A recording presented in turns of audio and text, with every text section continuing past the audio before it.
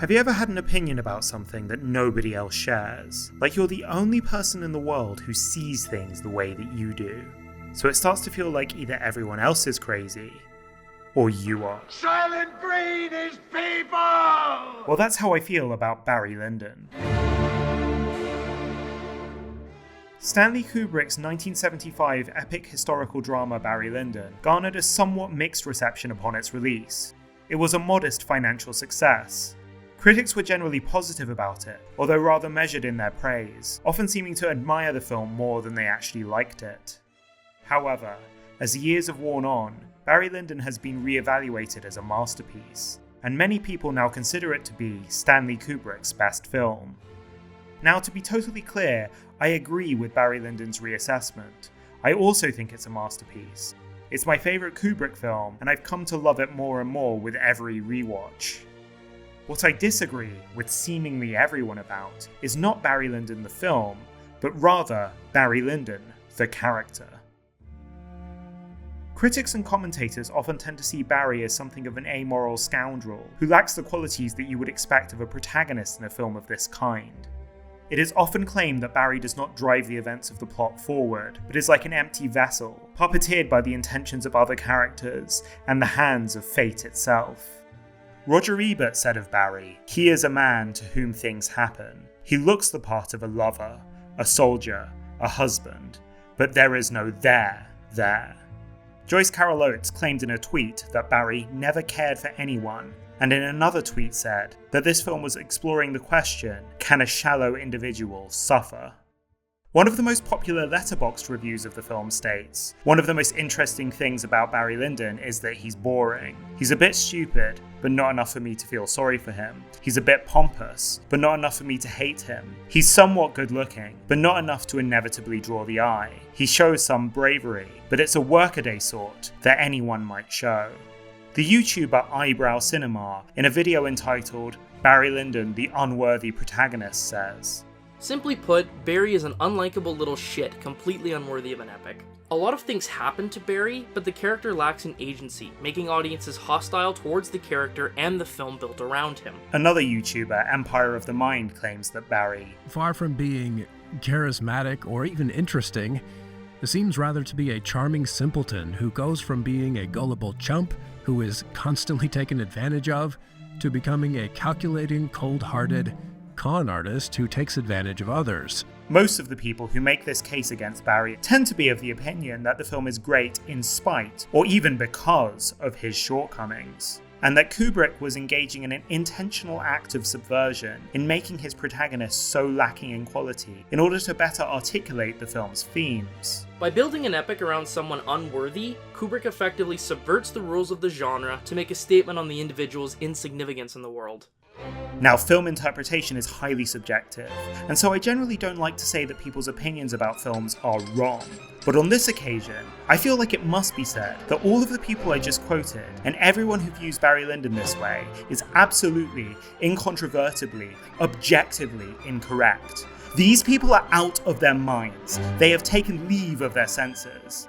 It is not simply the case that my beautiful boy Redmond Barry is a good protagonist and a good person. I would argue that he might well be one of the best, most dynamic, most likable protagonists in any film I've ever seen, and one of the most morally virtuous, noble human beings ever to be depicted in all of cinema.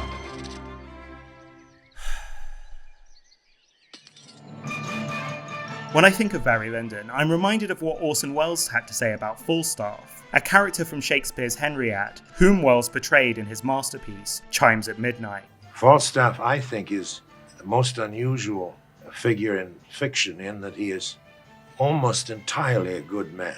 He is a gloriously life-affirming good man, and there are very few gigantic silhouettes on the horizon of fiction who are good. So what I'm going to do in this video is briefly run through the events of Barry Lyndon and make my case for Barry's goodness, both as a person and a protagonist. Then speculate as to why so many people seem to have gotten this film wrong, and why I think Kubrick tells Barry's story in the very specific and peculiar way that he does.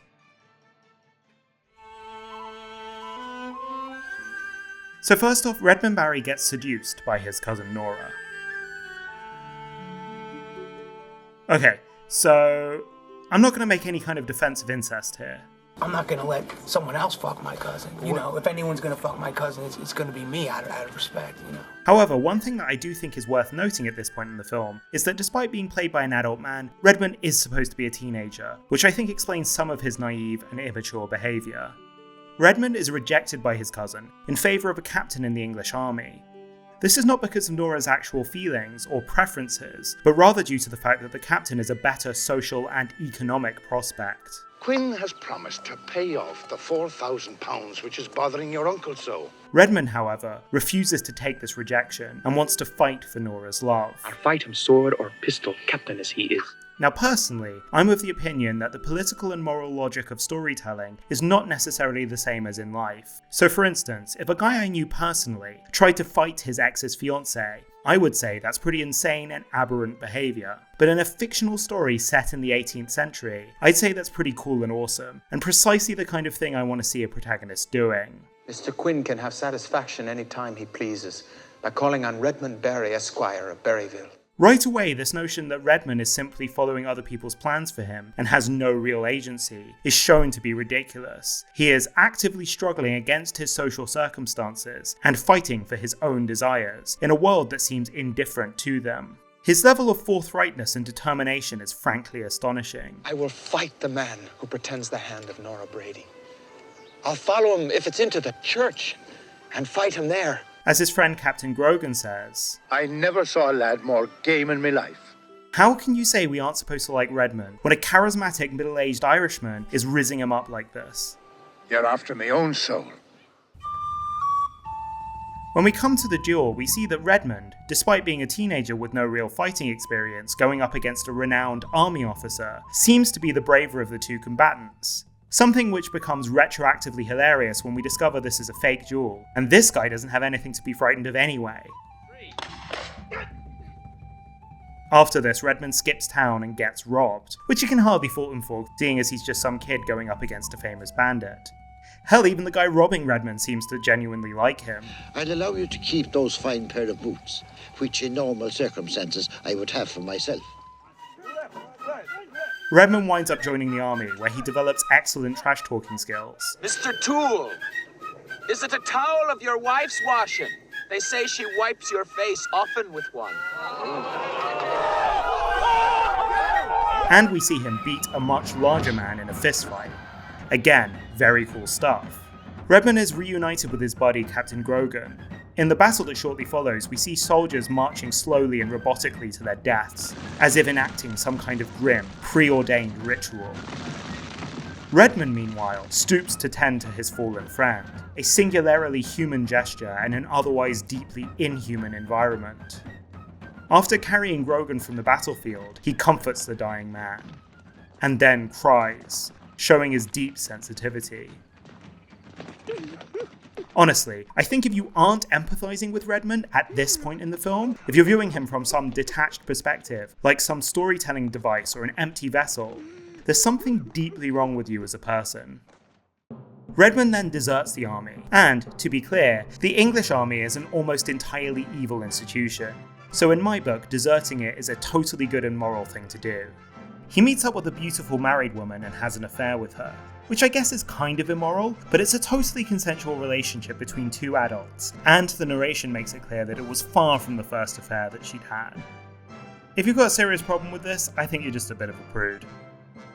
Redmond then gets captured by the Prussian army and is pressed into service, where he becomes, as the narrator puts it, very far advanced in the science of every kind of misconduct.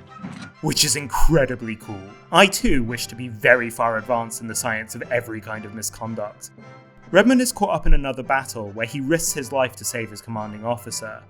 Remember that letterbox review that said, he shows bravery, but it's a workaday sort that anyone might show? I want to know how many people that reviewer has pulled out of burning buildings. A workaday sort of bravery?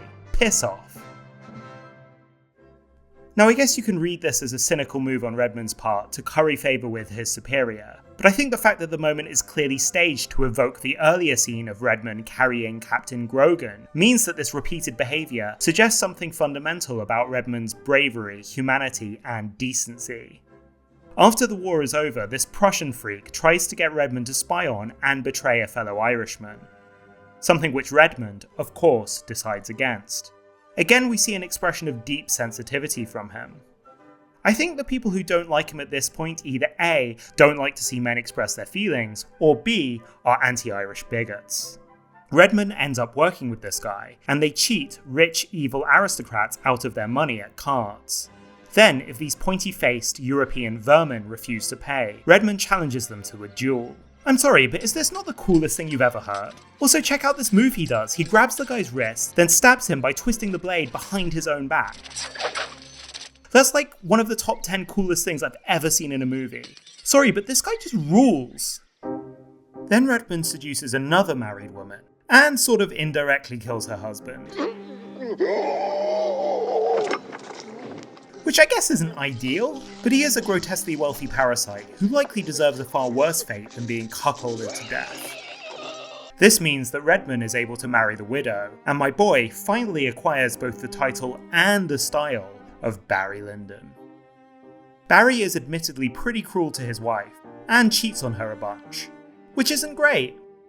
However, I do have sort of a live by the sword, die by the sword philosophy on adultery. Like if you habitually cheat on people, you only get to be so upset when they then cheat on you. Given that Lady Lyndon kissed Barry before the two had even shared a word, I feel like she maybe had a pretty open attitude towards infidelity prior to her husband's death. Barry at least seems to feel pretty bad about it after a while. He apologizes and seems to stop cheating for a bit, or at least does so less openly. Then we need to acknowledge Barry's treatment of Lord Bullingdon, Lady Lyndon's son and the film's primary antagonist. Now, generally speaking, I'm not going to excuse caning a child. It's obviously abhorrent, even if it was quite common at the time. However, it does seem like Barry at least tries to ingratiate himself with the kid, while Bullingdon just hates Barry's guts right from the start, and there's nothing really Barry could have done to change that, regardless of how he treated him. And can we all just acknowledge that this creepy little guy is clearly the spawn of Satan? Another point against Barry is that he supposedly steals Lady Lyndon and Lord Bullingdon's money. Here's the thing, it's not their goddamn money. Do you think Lord or Lady Lyndon ever worked for a single second of their entire lives for all of that wealth? Do you think that Lord Bullingdon was ever going to have to lift a finger for his inheritance? All of their riches were generated by the labour of people whose family homes probably looked a great deal more like the Barrys than the Lyndons. Eventually, Lord Bullingdon grows up and destroys Barry's reputation by confronting him at a party in front of the rest of the aristocracy. Barry physically assaults him again, which is incredibly funny. Honestly, no disrespect to Leon Vitali, but doesn't Bullingdon have the most punchable face in the entire world? A lot of critics read this as being the thing that prevents Barry from getting a title and becoming an aristocrat himself. However, I think there's a clear subtext in the scenes between him and the other nobles, that they view him as fundamentally inferior due to his low birth and Irish blood, and that they will never ever allow him into their club, no matter what he does. They are simply indulging his delusions so that they can pick his pockets.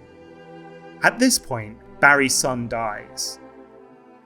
Basically, everyone acknowledges that these scenes are very sad, and we are supposed to sympathise with Barry, so I don't really have much to say here. Lady Lyndon attempts suicide, which Bullingdon blames on Barry, though I don't think it's especially his fault. Okay, I guess it's a bit on him, because he squandered all their money, which meant that his mum had to fire the tutor who was Lady Lyndon's only friend. Meanwhile, Barry himself is in too much despair to comfort his wife. Nevertheless, I feel like Lady Lyndon's suicide attempt is only very tangentially Barry's fault. Bullingdon challenges Barry to a duel, and in the film's best scene, the two men face off. Bullingdon accidentally discharges his gun, meaning that Barry, a highly experienced duelist at this point, could simply kill his enemy and secure his fortune. Instead, he does this. To me, this is one of the most beautiful, compassionate, humane gestures I've ever seen in a film. Despite being faced with someone who despises him and wants him dead at any cost, Barry chooses to grant mercy.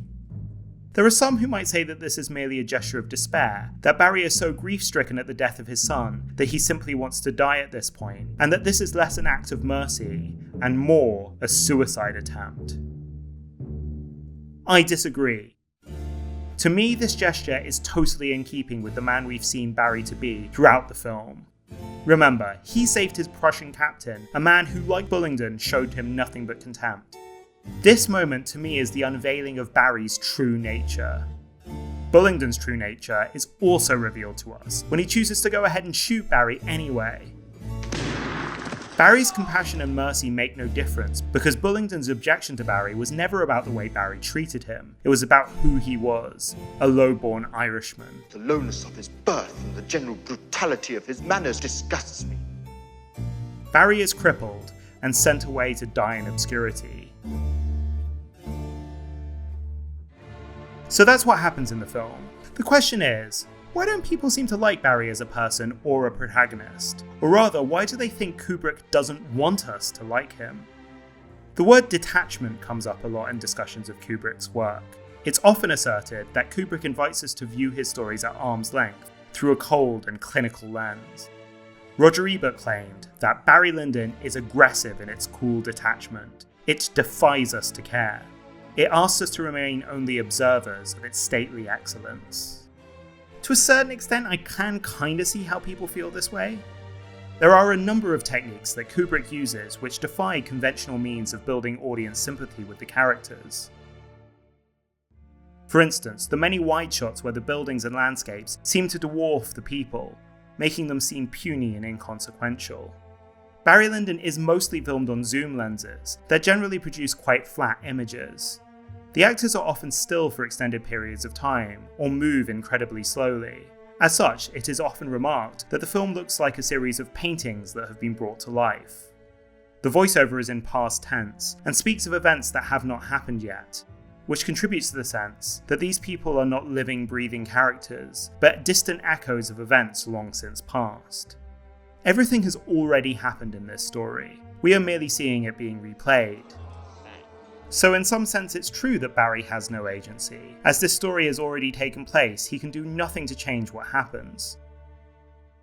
The tides of history and time work against him. He is trapped within both an indifferent society and an indifferent universe. Yet I do not feel like we should share that indifference. Yes, Kubrick holds us at a distance from Barry, but I feel like, as a viewer, reaching across that distance and sharing in Barry's hopes, his dreams, his wants, and his loves, makes the experience of this film all the richer. Barry is desperately fighting against the apathy and disregard this world shows him. Perhaps it's an absurd and hopeless struggle, but that only makes his persistence all the more profound. I pity those who sit back in their chairs and take Barry Lyndon in as a series of beautiful images and abstract themes, with a lifeless marionette at its centre. They are robbing themselves of a great work of art.